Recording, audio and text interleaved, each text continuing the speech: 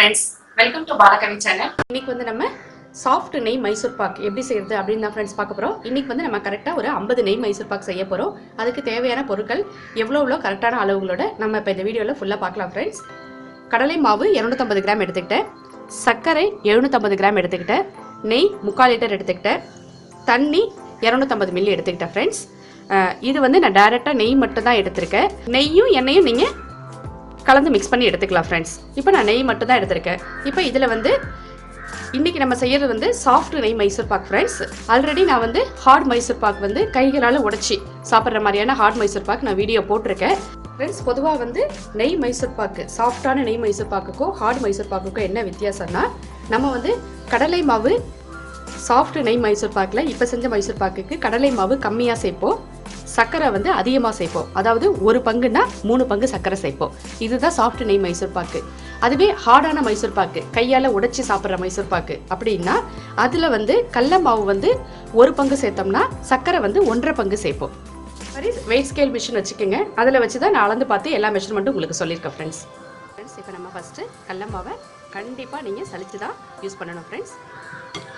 கடல மாவில் கட்டிகள் இருக்கும். இப்போ நம்ம மாவை நல்லா சலிச்சு எடுத்துக்கிட்டோம்.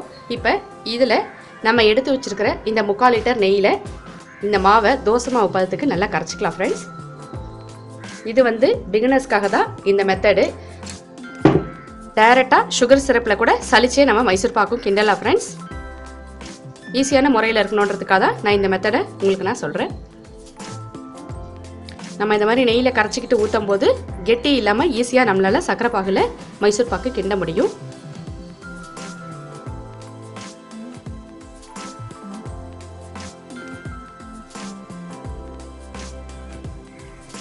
வாங்க இப்போ அடுப்பு பற்ற வச்சுக்கலாம்.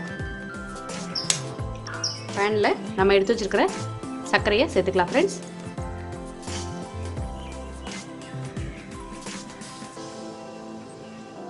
இந்த சர்க்கரைக்கு நம்ம எடுத்து வச்சிருக்க தண்ணியும் சேர்த்துக்கலாம் ஃப்ரெண்ட்ஸ்.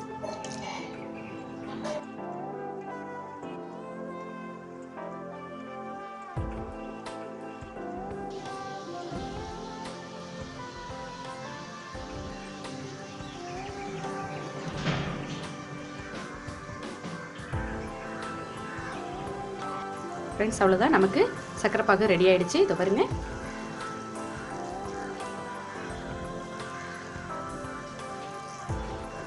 ஃப்ரெண்ட்ஸ் நான் சக்கரை பாகு உங்களுக்கு பதம் காமிக்கிறேன் பாருங்க. சூடாக இருக்கும், பார்த்து பத்திரமா எடுங்க ஃப்ரெண்ட்ஸ். அவ்வளோதான் ஃப்ரெண்ட்ஸ், தெரியுதா? இந்த பதம் போதும் நமக்கு. இப்போ நம்ம இதில் ஆட் பண்ணிடலாம் ஃப்ரெண்ட்ஸ். இப்போ நம்ம கரைச்சி வச்சிருக்கிற மாவை இந்த சக்கரை பாகில் சேர்த்துக்கலாம் ஃப்ரெண்ட்ஸ்.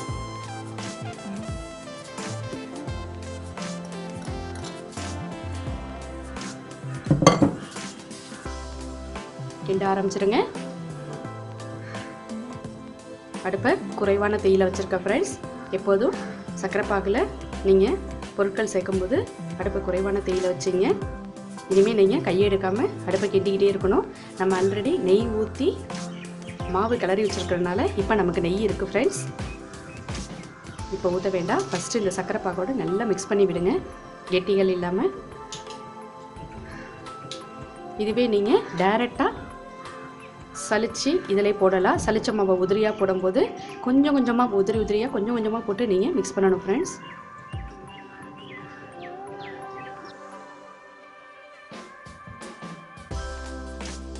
ஃப்ரெண்ட்ஸ் இப்போ நம்ம எடுத்து வச்சிருக்கிற நெய்யை கொஞ்சம் கொஞ்சமாக ஊற்ற ஆரம்பிச்சிங்க ஃப்ரெண்ட்ஸ். கொஞ்சம் கொஞ்சமாக ஊற்றி இப்போ இருக்கிற நெய் எல்லாத்தையும் நம்ம கிண்ட போகிற ஊற்றி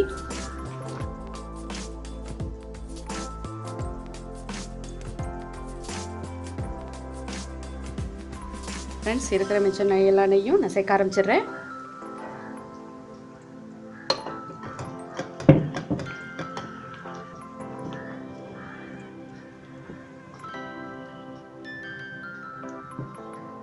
ஃப்ரெண்ட்ஸ் ஒரு பெரிய ட்ரே இல்லை பெரிய தாம்பாளம் இந்த மாதிரி எடுத்துக்கிட்டு நெய் தடவி ரெடி பண்ணி வச்சிங்க. இப்போ நம்ம இதில் தான் மைசூர் பாக்கு கொட்ட போகிறோம்.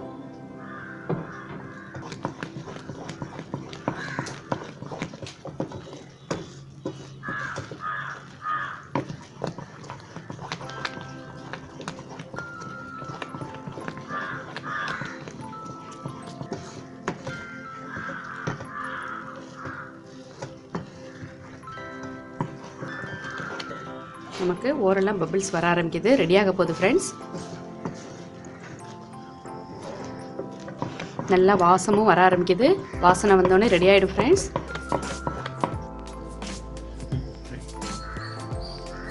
ஃப்ரெண்ட்ஸ் அவ்வளோதான். இது பாருங்க நமக்கு நல்ல பாத்திரத்தில் ஒட்டாமல் வருது பாருங்க. அவ்வளோதான் பதம் ஃப்ரெண்ட்ஸ். இப்போ நம்ம டக்குன்னு பாத்திரத்தில் பிளேட்டில் மாற்ற போகிறோம்.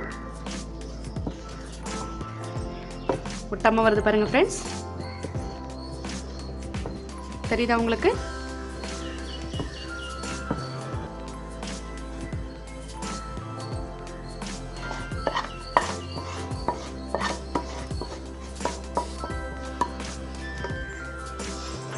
ஃப்ரெண்ட்ஸ் ஒரு கரண்டியில் நெய் தடவிக்கிங்க. இது நல்லா ஆறட்டும் ஃப்ரெண்ட்ஸ். நமக்கு சூடு இருக்கும்போதே நம்ம கோடு போட்டு வச்சுக்கலாம்.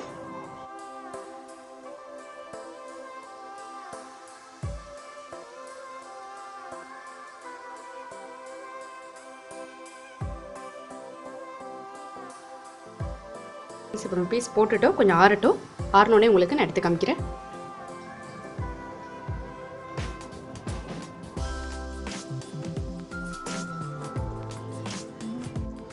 ஃப்ரெண்ட்ஸ் இது பாருங்க, இன்னும் கொஞ்சம் ஆறணும் ஃப்ரெண்ட்ஸ்.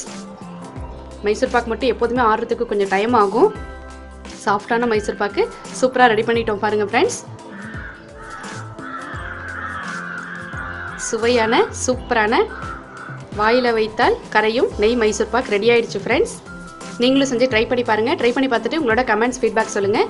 மறக்காமல் இந்த சேனலை சப்ஸ்கிரைப் பண்ணிவிட்டு பக்கத்தில் உள்ள பெல் சிம்மில் ப்ரெஸ் பண்ணிங்க ஃப்ரெண்ட்ஸ். நான் தினம் போகிற வீடியோஸ் எல்லாமே உங்களுக்கு நோட்டிஃபிகேஷனாக வந்துடும் ஃப்ரெண்ட்ஸ்.